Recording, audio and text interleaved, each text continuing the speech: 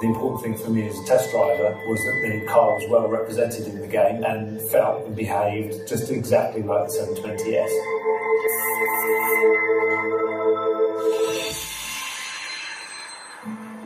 In early 2016, Slightly Mad Studios began the process of recreating the McLaren 720S in-game from Project Cars 2. With the development cycle of the real-world 720S complete, it was time to gauge the performance of the Project Cars 2 version. First test, I wasn't so impressed. I was impressed with everything but the feel and the performance and the handling of my car in this virtual world. Talking to those guys, they use a different language. They're looking at the same things, but they interpret them differently. Probably more objectively than subjectively in a lot of ways than we do in road car. We operate in parallel worlds. A month later I drove a game, and actually there was massive progress on some of the other McLaren products in the game. So there's an F1, there's a 650 GT3 car, everything basically that McLaren has. For instance, the GT3 car around Brands Hatch felt exactly the same. So it gave me loads of confidence that we could get there.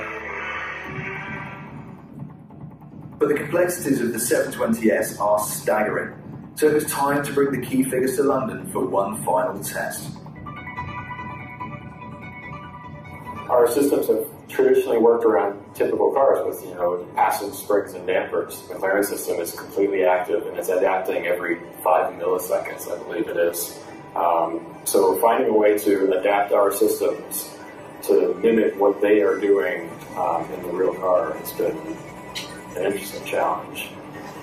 It helps tremendously for us to, from time to time to work face-to-face and directly with drivers or engineers to help calibrate our language so that we talk the same way and know what we mean. Final test came and we threw everything at it.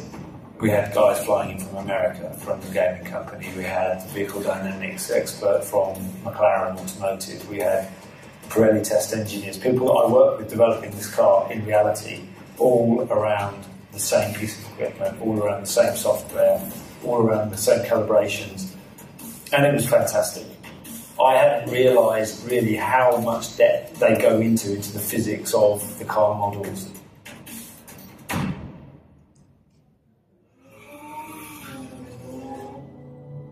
The car in the game has the same challenges, the same feel, the same balance, the same feel of performance, and it fits exactly in the product lineup that McLaren has represented.